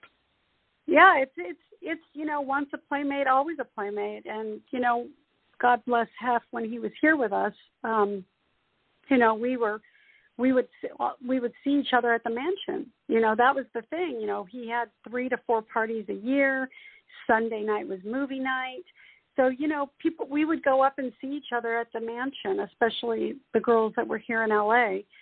And then, I remember back in, 2007, I think, when Hef joined the Palms Hotel in Vegas, he invited all the Playmates to be there for the opening. And that was fun because that was like a whole huge reunion. I got to see everybody, present, future, past, the whole shebang. But yeah, no, I actually was on a Zoom call a couple of weeks ago with a lot of the girls, that I knew in the day, and we got on Zoom and, we catch up, and we, if I'm in New York, there's a couple girls that live in New York. I see them when I'm in New York, and, we stay in touch through social media. But yeah, it is definitely a club, and we're very supportive of each other. Just to the common person, what do you think the greatest myth folks have about just Playmates in general and just that whole environment, or even actresses in general? Because I think that a lot of times people have certain stereotypes that they fall into. So I was just wondering, what are some of those stereotypes, and how have you countered those? Because I'm sure that there's certain stereotypes that people have, even that, the mansion. A lot of people had thoughts about what was happening at the mansion. So what are some of those stereotypes that you have had to fight against? Well, I think, the most obvious one is that all beauty, no brains, Right. She's cute, but she's not that smart, and I think, I know that's a stereotype because when I started doing business and people found out that I did Playboy, they were literally like, they just do a double take to me, like, really, you? Because they couldn't put it together. It's like, you're either pretty or smart, not both, And so I think the stereotype, and also there's a stereotype of, yeah, well, that's easy, and it's not a job. And, there could be nothing. I mean, it's hard work. And I think sometimes people forget that's why they call it show business. It's a business. It's work. There could be days where you're just sitting for hours waiting to shoot something, and it's super tiring, and you just want to, you could be on the set till 2 a.m. and still not have gotten to your scene or, whatever, and you're not getting enough sleep, and it's there's a lot of work, just I had a little bit of, I did a little bit of acting, not a lot. I have, some experience, and I would say, the hardest part is, memorizing lines, showing up ready to go in character, and you get directors that don't want to give you that extra shot, and you have one take to get it right, and so it's work. And so there's a lot of stereotype of it. It's so easy, everybody wants to do it, and it's not easy. And I think that's when people drop out, because it's not easy. It's really it's draining, and it's your brand. You're branding yourself. That's what I'm always impressed with actors and models that have gone on to really be an entrepreneur and brand themselves and start a full-on business, like Kathy Ireland, fucking multi-billionaire. What she's done. She created an empire, really smart. And, it's those are to me the impressive, stories. Oh, yeah, definitely. Kathy Ireland is an amazing lady. And even the modeling part is not as easy as people think, because I just think about it, and I've had some friends that are photographers, and one or two that have been models as well, but it definitely seems like just to be under those hot lights is not easy, because even when I've done MCing, and I've done some MC work, that even those hot lights can be a hardship as well. So I think a lot of times folks just see you on the stage or on the catwalk, and they assume that it's easy, or they see the magazine fold, whatever it is, whether it's in Playboy or whether it's in Esquire, and they just assume that was a piece of cake. You just got somebody to take a couple of shots and it was a done deal. But I don't know that people understand that those lights are very intense and very hot, and you have to sometimes be under them for hours on end. Oh, yeah. Oh, yeah. It's work. It's work. W-E-R-K. Work. So they need to understand it is work, because a lot of times folks are like, that can't be all that much work. I mean, what is it? All they got to do is just put on a happy smile, and even that can be difficult, because I'm sure there were days that you were taking pictures that you might not have been all that happy, whether you were upset with your kids, upset with your spouse when you had one, or upset with just life in general. So sometimes you have to, I'm sure, turn on the switch even when you're not in the mood at that particular moment. So I'm sure that's definitely happened in your life, where you've been there going like... And you really sacrifice a lot, too. When I was really working a lot, there was no, you have to go to bed early. You got to look good on camera, and there's no social life. There's no, it's that you see, I mean, it's pretty prevalent, with celebrities getting divorced and not being able to stay together, because it is, it's kind of your brand, your gig, and you're on your time. It's a lot of work. And so a lot of people, it's hard to be married to somebody that's in that business, really. I can definitely understand that, and I know some people, they actually opt not to be with somebody in that business, because I've got friends that are, like I said, musicians and singers, and they prefer to date or be involved with doctors, and I know doctors and lawyers that sometimes don't want to date doctors and lawyers. They'd rather be with somebody in the arts for exactly that reason, because they want to be in different realms. They don't want to be in the same realm. So I don't know whether that's been your experience as well, that you preferred being with people that were, say, outside of the insurance game or outside of entertainment when you were in the entertainment field, or whether you just kind of like went with the flow based on your feelings about that person at the time. Yeah, when I was in that whole scene, it just, I find that you date who you're in proximity of. I think, my husband, my husband, I should say, we met because we were in acting class. We were in proximity of each other.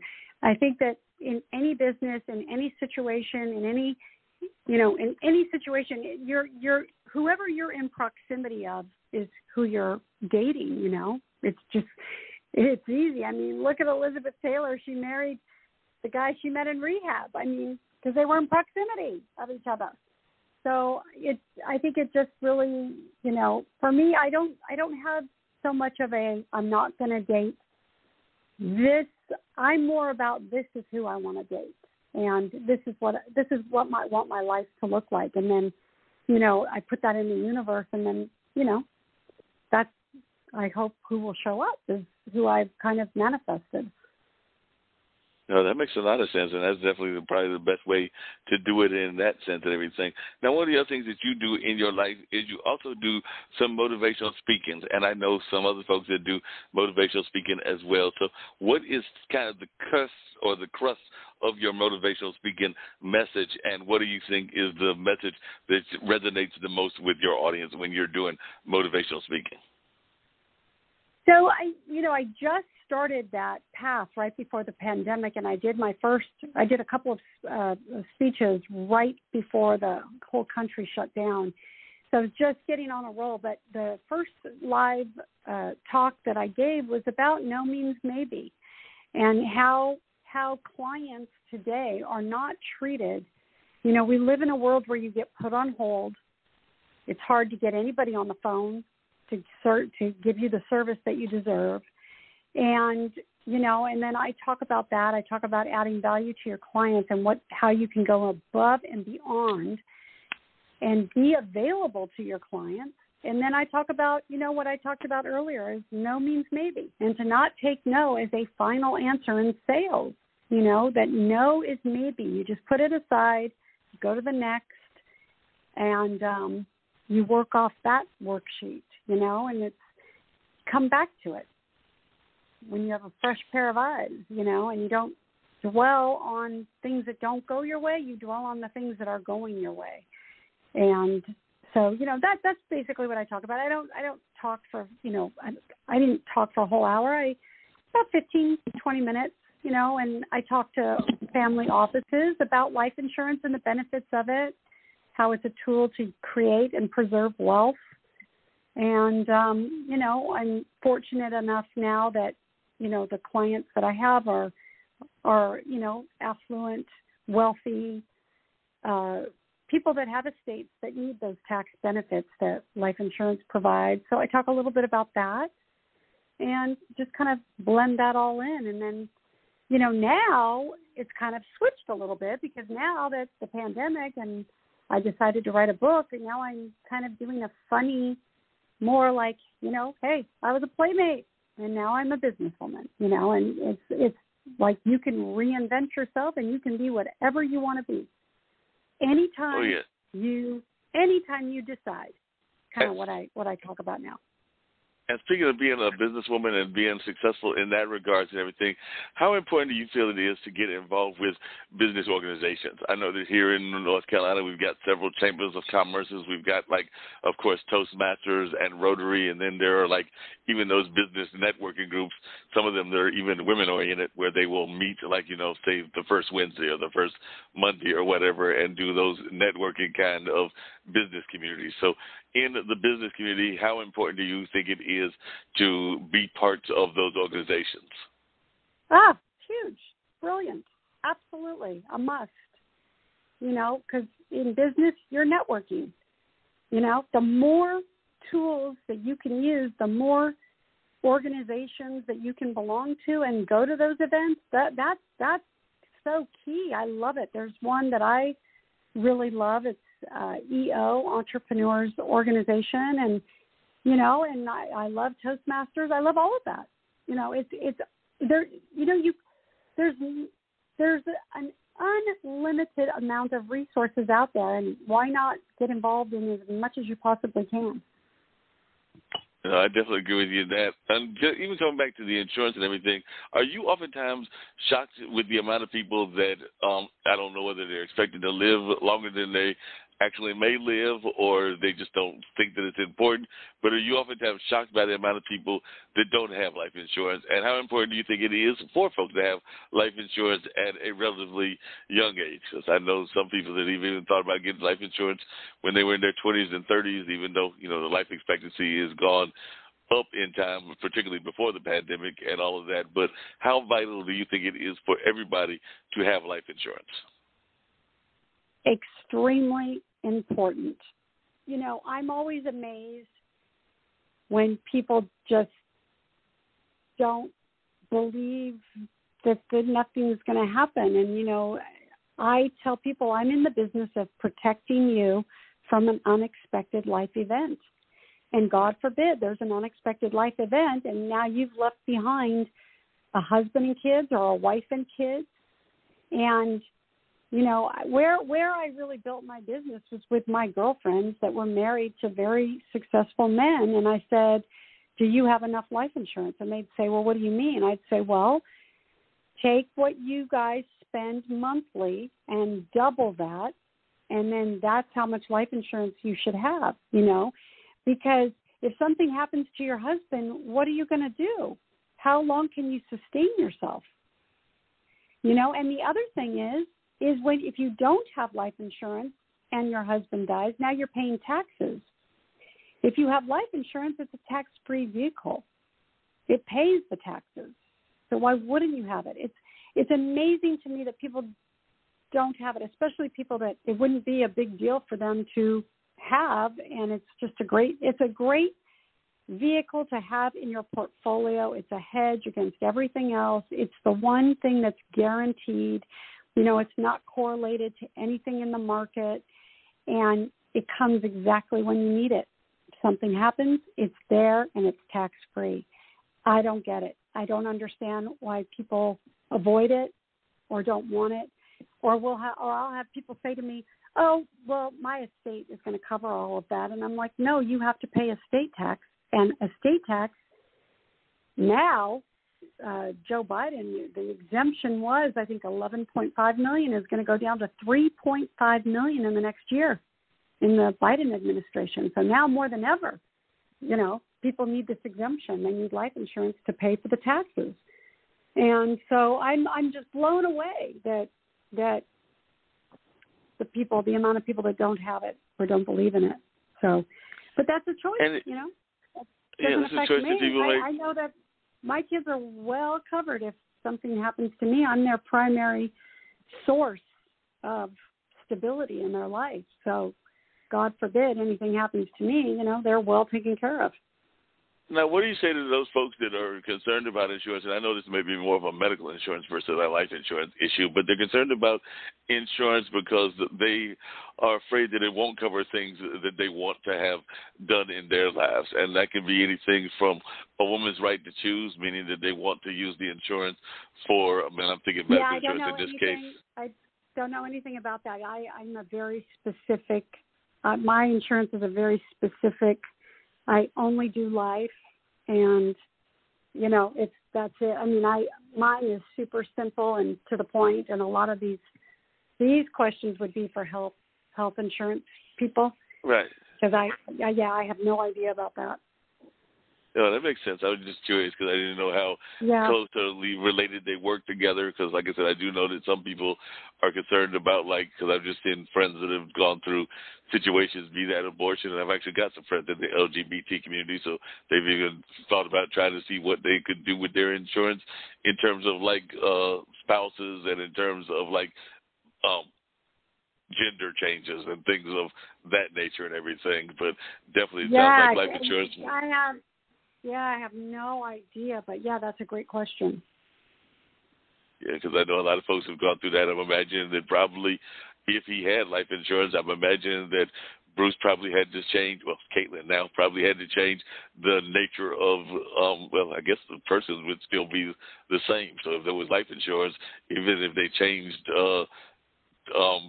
genders, I guess the people that were the original people that were going to get that life insurance would be the same. But that would just be me guessing, since I don't know the man from Adam. Yeah, I don't either. That's a different show with a different guest. Different guest. That's not in Deb's den, so to speak. That's out of my realm. Hey, I have enough on my plate. I have enough on my plate. Like we can pass this one on to someone else. Yes, we'll pass that one on to somebody else that may have some better ideas of where that goes on and everything of that nature. Coming back to just some of your past and everything, VJs are still popular to this day, and it seems to me that you might have been one of the earlier video jockeys. So what was that experience like as well? Because as I was going through some of the bio, I did see that you did have the flourish of being a VJ or a video jockey, as they are known in the business as well, even though they're not as probably as big as they were even in the 90s, but they were quite popular back in that time frame. So what was that experience like, and how did you enjoy being a video jockey? It was amazing. It's so much fun. It's totally unexpected. I had just finished doing my centerfold layout, and because I had an agent and because I had already been doing commercials and I'd already been going on auditions for TV shows and stuff, I had that experience. So Playboy came to me and they said, we're going to have a show called Playboy's Hot Rocks, and we want you to be the VJ. And I said, right on, let's do it. And so, we had no budget, we had no money, and we just made it happen. And it was so much fun. And, that is seriously one of my favorite jobs, because anything that's kind of unscripted and live, and then you get to interview all these rock bands, and for me that was probably the beginning of me kind of coming really coming into my own, I should say. Like, I really enjoyed doing that. I enjoyed hosting. I enjoyed having that show, and it was something I really looked forward to. And so, yeah, I only great memories of that. And it's funny, I just I had all those shows on VHS, and I had my daughter like a year ago go and put them all on a thing for the computer, so you can download them onto your computer. And a zip drive. A zip drive, thank you. And so, I said, we were watching some of the shows, and they were like, "Oh my God, Mom, this is crazy. This is you." And I'm like, "Well," so yeah, it was kind of fun, I'm glad that I had those on VHS. I could have gotten rid of them years ago, but I still had them, and so we downloaded them, and so now I have them on my computer. It's kind of funny. Brings back memories. Yeah, definitely. If somebody was wanting to go, and I agree with you with something you said earlier about folks doing sudden pivots. I've got friends that are driving Uber, driving Grubhub, driving DoorDash, doing Lyft, doing things along those lines. Hey, so a lot of us everybody I know is doing that right now. Everybody. I have friends that lost their restaurant, that's what they're doing. Got to do what we got to do, right? Yeah, we got to do what we got to do to survive, and many of us are pivoted in one form or fashion or another. But if somebody was wanting to pivot into the life insurance field or the real estate field, and I've actually heard some friends say that commercial real estate is actually doing quite well during this pandemic. But if they wanted to pivot into these fields, what kind of advice would you give them as one that's been doing it for a number of years and has high sales and all of that? So I guess what I'm asking is, what are some of the keys to your success that you would then pass on to folks if they wanted to get involved in it, preferably not in the L.A. area, since we don't want them competing with you?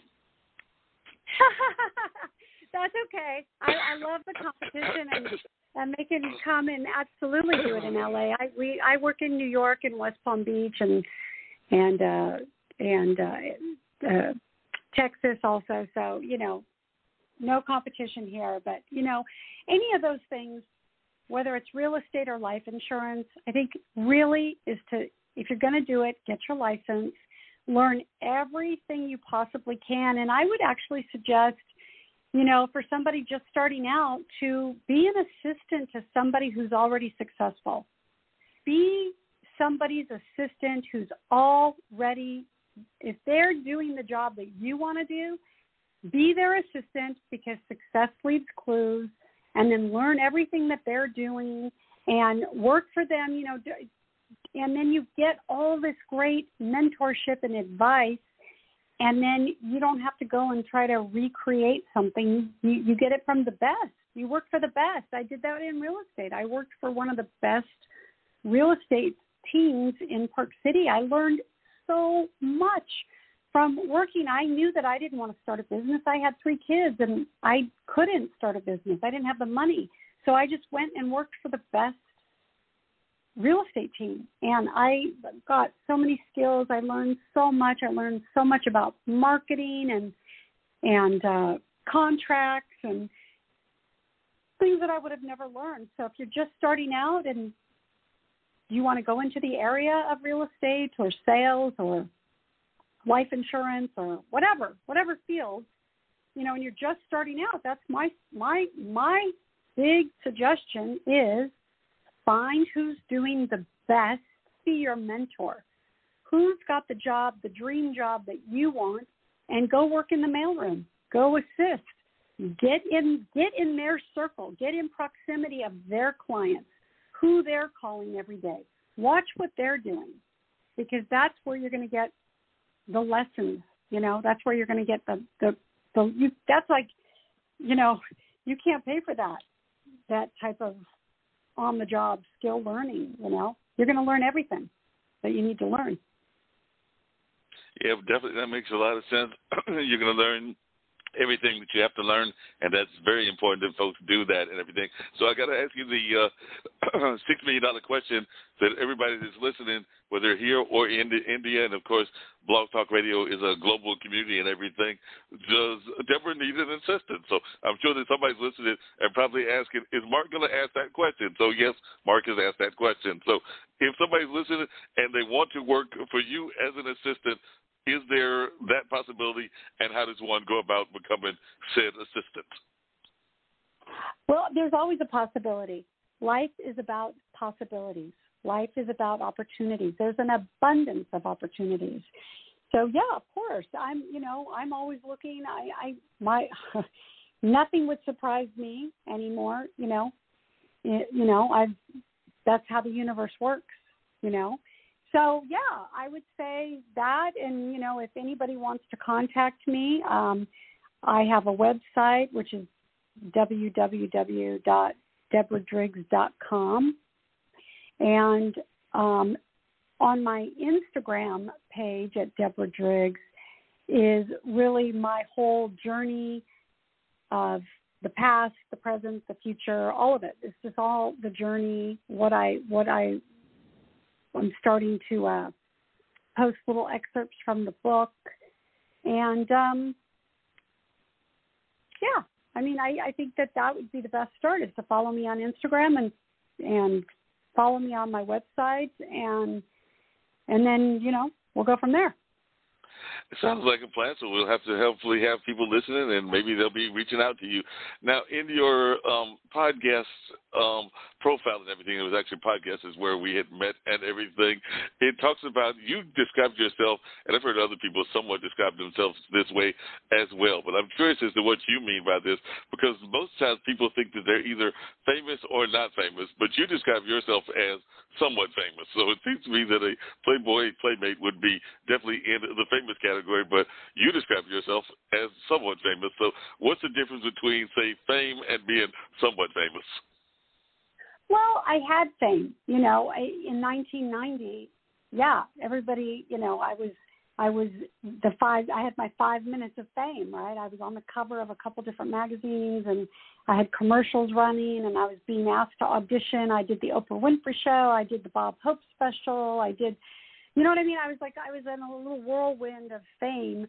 But I think once you do something like you're a centerfold, or that's going to be with you forever. You're going to have that fame forever, And right now I would say some people remember and some people don't. So I guess that's what I mean by somewhat famous. I mean, there are people that absolutely remember certain things about my career, and then there's people that have no clue who I am. That so makes I sense. fit somewhere in the middle there, right? Yeah, that makes a lot of sense. And I'm what you call. I am in a place right now where I feel like everything's just kind of getting started. I've taken all my life experiences, I've put them in my book, and I feel like, at this age, I'm just getting started. So it'll be interesting to see where the journey leads me. Yeah, definitely. And what are some of the tools that you feel that people need, not just you, but people in general, in order to become a top salesperson? You've alluded to some of them, but there might be other tools that we haven't talked about. But what are some of the tools that you feel people need in order to become a top salesperson in any industry, whether they want to sell hot dogs or they want to sell life insurance? Well, 80% is showing up. And then, you need to write everything down. You need to keep track of your clients. You need to go above and beyond what your competition is doing. If they're sending thank you notes, then you better be sending thank you notes. If they're giving away some special, gift, then you better be doing that. So you've got to really be watching what your competition is doing and doing it better. And if, you want to create raving fans, you want your clients to be going, oh my God, you have to use this person because she's so good. That's the kind of feedback you want. You want people to, I do it, if I use somebody's services and I think they're amazing, I'm telling everybody about it. So you want to have that reputation that people are talking about you and saying, oh my God, she's so great to work with. She got everything done. She did it really fast. She checks in.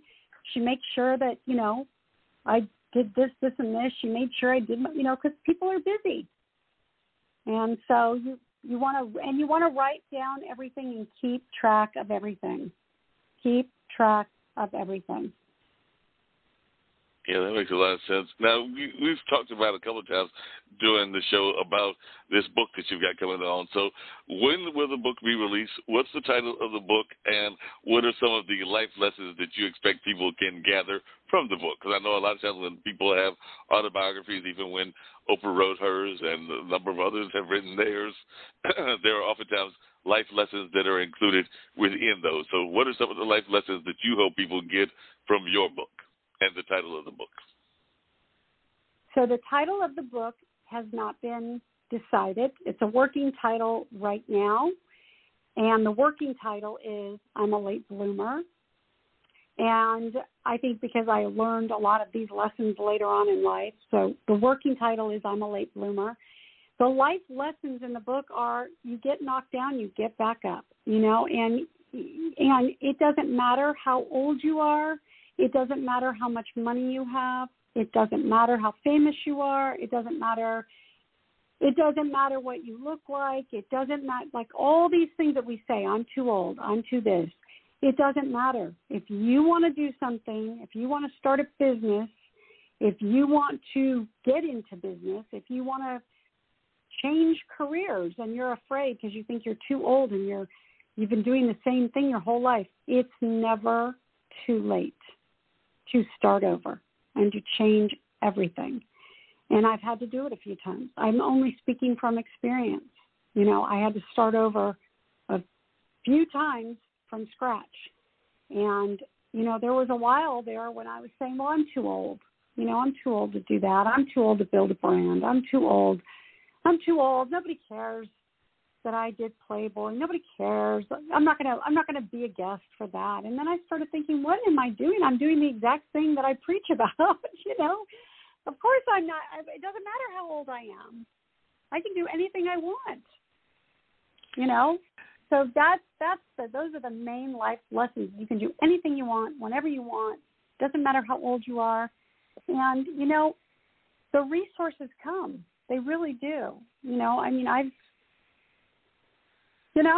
I've had to hustle. I've had good years. I've had bad years. I've been up. I've been down. You know, and I think that for me, the successes for my emotional and spiritual growth have come in my failures. So let me say that again. The growth for my emotional and spiritual health have come in my failures. In my failures, those were the times that I was like, okay, we're going to dig deep right now. Growth is going to happen right now. And it's when you don't want to do it. It's when you don't want to get out of bed. It's when you don't want to pick up the phone. It's when you just want to give up. And that's when the growth happens, in those moments. Yeah, definitely. And speaking of growth, one of the other things that I know that it happens in society, because I've got friends in the TV industry, and unfortunately some of them have actually bent the rules to some degree, because a lot of times TV industry can kick people out when they get to be a certain age and everything, but some of my friends have actually managed to bend those roles, and not just men, but even women that have stayed in their 50s and their 60s as TV anchors and TV personalities here in our local market and all. So, but I do know that there is sometimes a push for the beauty industry and the media industry to be so youth-oriented. But I know for a fact that there are some very attractive people in their 50s and 60s, and I would even argue my dad's age, who's in his 80s and everything, and his lady love, who's going to turn 76 later on this month and all of that. But I was just wondering, how have you dealt with that as you have gotten older yourself? Because, yes, you were a Playmate, but at the time you were a Playmate, you were in your 20s. You're now in your 50s, and some people may be not recognizing the fact that you're still a beautiful woman. So I was just wondering, how do you cope with the ageism that exists within the beauty and the media industry as well? Well, you know, I think that aging gracefully is the best way to age. You know, just age gracefully. I have a quote that's on all my social media, and it says, aging gracefully is a full-time job, because it is. You know, as we get older, we have to look at things a little bit different. I require more sleep today than I did when I was in my 20s. I require, you know, more time, quiet time where I sit in silence.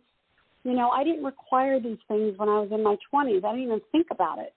But now I require it. I require it for my mental health. I require it to regroup. I require it to calm myself down when I get anxious or worried, you know. And I also know that what I put in my body, what I eat today, what I drink, if I'm drinking things that aren't going to, you know, that are going to create lines on my face. You know, you can tell a lot about people. You can tell what they eat. You can tell how they live.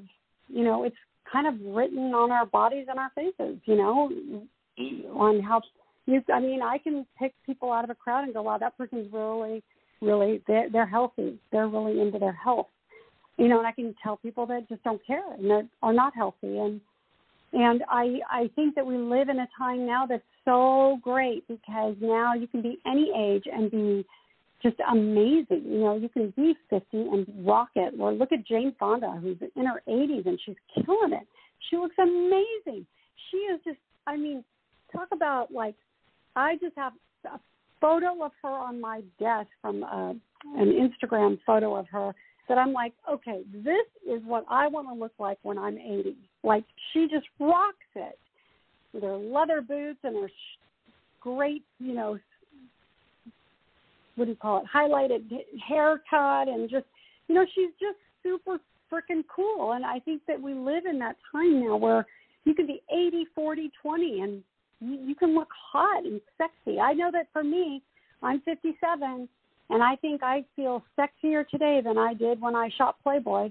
I feel sexier today than I did in my 20s, and I think it has a lot to do with the fact that I know who I am. I know what I like. I know what I want. I know what I value. I know what I'm not going to waste time on. Where in your 20s, you're trying to figure all that out. You're confused. You're like, I don't know. Do I like that? Do I want to? I don't know. I don't know. You know, and you're just like bouncing around. You know, now I know exactly. I know my routine. I know what my day looks like. I know the people in my life. There's something about that is super, super attractive and sexy. And No, I think that's why younger men are attracted to older women, because they can see the sexiness of that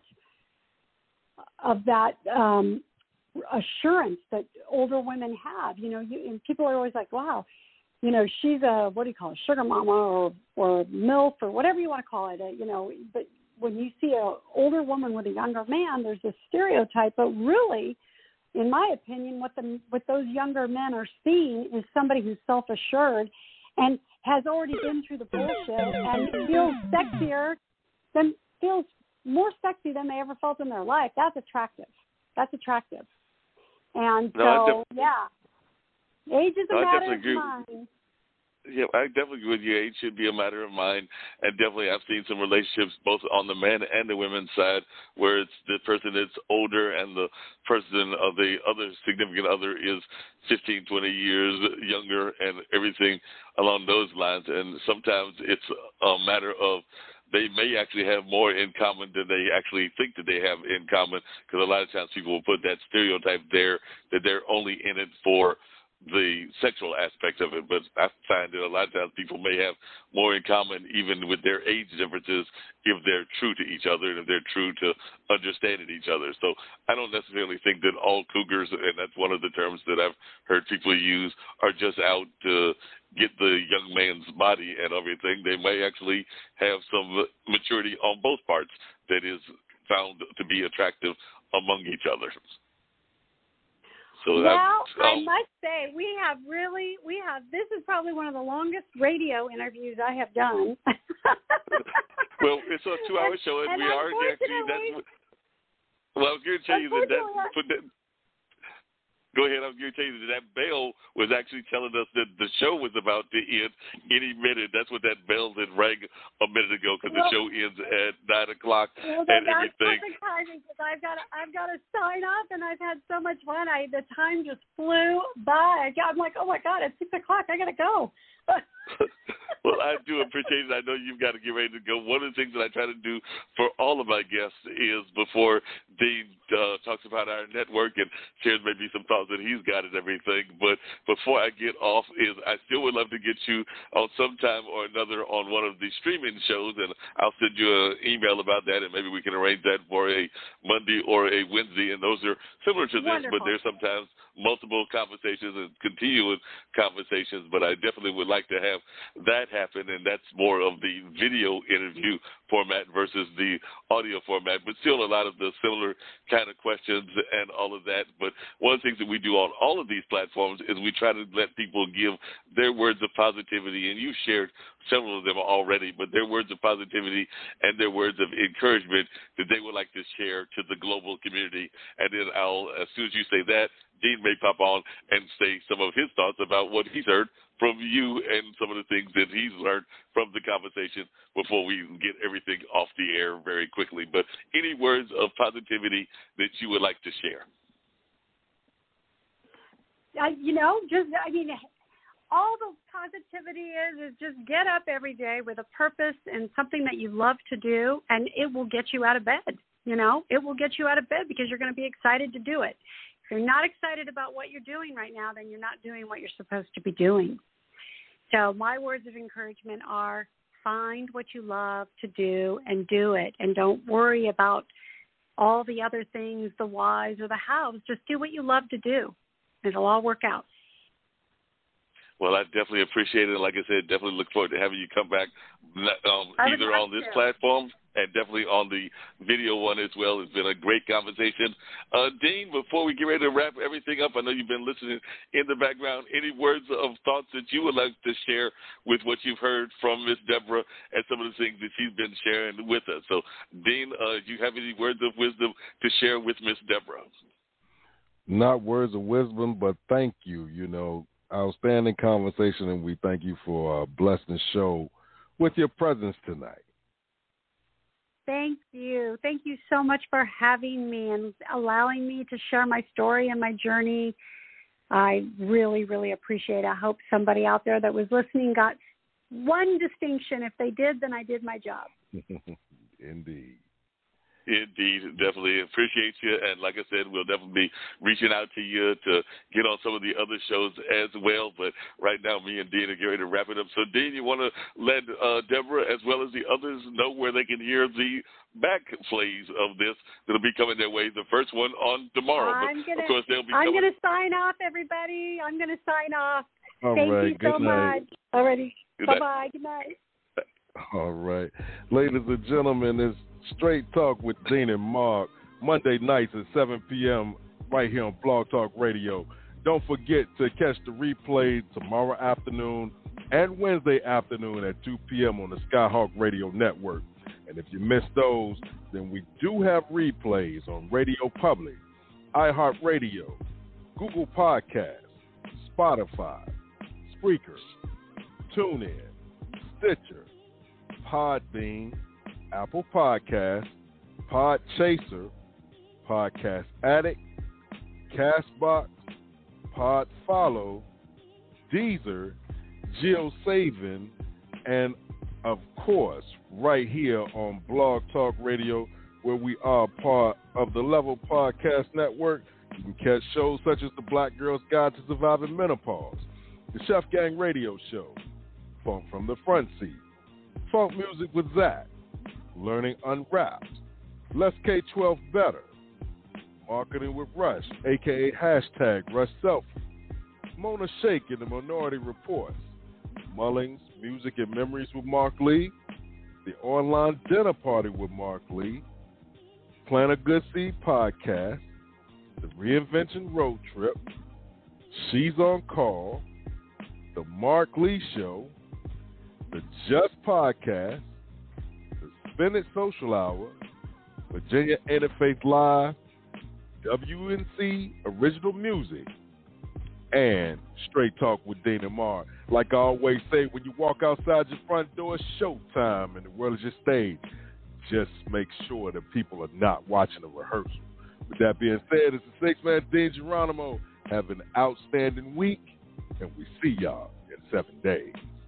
Hey, Dean, before you get out of here, I'm just going to ask you something. I think next week we've got another guest already lined up as well. I think this one is coming out of the business community, and they've already been in touch with me about being on. So if I remember it correctly, I think that they're out of the business entrepreneurship community and all of that. And I was actually trying to pull up the email so I can remember exactly what our guest was and all of that. But we do have a guest lined up for the 10th, which will be next Monday, and all of that. But, I think that we may have just accomplished something new. How many podcasts out there can say that they have had politicians, entertainers, and yes, we can now say we've also had a former Playmate on the air as well. So we just keep finding all kinds of amazing guests, including a former Playmate that shared what it was like hanging out with health. She was talking about them like they were like running buddies and all of that. So she definitely do have personally and got to hang out with them and all of that. So we've got folks that have definitely had some amazing experiences. But, she also dealt with a very heavy issue because she talked about working with Van Jones on prison reform and also touched on some of the work that she's doing in human trafficking, which I know that one of your friends has also been involved in as well. So we do touch serious issues, but we've had some amazing guests covering all kinds of backgrounds, including now we can say we've had at least one. And who knows, if there are other Playmates out there that want to tell us their side of the Playmate world, we would love to hear from them as well. So maybe we'll have two Playmates, but we can at least say that we've had one Playmate on the Straight Talk show. So we've had all kinds of guests live in all kinds of worlds and all of that. So definitely, I think it's fair to say that me and Dean love talking to entrepreneurs, creators, activists, business people, educators, and a lot of other styles as well. So if you fit into any of those categories or you've got a story to tell, I'm sure me and Dean would love to hear it, and they can get in touch with us and come and share their story right here on this platform. What do you think? Dean, do you think that's a good idea that they can get in touch with us and share these amazing stories? Because we've had some truly amazing stories over these last several years that we've been doing this together. Yes, indeed.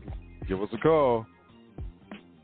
Please do. So you can reach me at bluesradio@gmail.com, or, of course, they can hit us on the various sites that are out there like potted.net, Podcast Guest, gmail.com, I believe it is, or, of course, there are a number of other ones as well, or they can just hit me directly. So if you're listening and you got a story to tell, hit us at bluesradio@gmail.com, or you can also go to this website, and I think one of those emails on our social media goes to Dean, but then Dean forwards it to me. So either way, we'll be having some communications, and we can continue having some great dialogue, and I'm looking forward to more great conversations on next week, and, of course, the online dinner party on the streaming platform on this coming Wednesday, and, of course, the re-airs of that later on.